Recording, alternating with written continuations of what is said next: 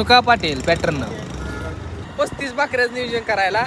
तर रामकृष्ण हरी मंडळी, सुहासन मी चाललोय आज खर्डीला. तिथं सुहासचं थोडं काम आणि मग पेट्रोल टाकून पकडला खर्डीचा रस्ता. आणि खर्डी म्हटलं की तुम्हाला सीताराम महाराजांचं मंदिर तर माहितच असतं आणि हे खूप जागरूक देवस्थान म्हणून ओळखले जाते. त्यानंतर दर्शन करून घेतलं महाराजांचं. आणि जर त्या गुरुवारी खूप भाविक येतात इथे दर्शनासाठी आणि इथे भूतबाधा नष्ट होते असं म्हणतात. आमचं दर्शन तर एकदम छान मध्ये झालं. सीताराम महाराजांच्या मंदिराच्या शेजारीच हे मारुतीरायाचं मंदिर आहे. त्यानंतर मग मारुतीरायाचं दर्शन घेतलं. त्यानंतर त्या शेजारी प्रभू श्रीरामाचं मंदिर आहे आणि सुयाचं काय होतं ते खर्डीमध्ये काम करून घेतलं. त्यानंतर आम्ही माघारी निघालो पंढरपूरला आणि येताना माईने लक्ष्मी आणायला सांगितलेली. लक्ष्मी म्हणजे किरसोनी. त्यानंतर करण्या, बाल्या आणि मी चाललोय जेवायला. आता तुम्ही करण्या काय म्हणताय तेच बघा. राम राम मित्रांनो, आपण चाललोय ब्लॉगरला घेऊन पंढरपूरला 35 भाकऱ्याचं नियोजन करायला.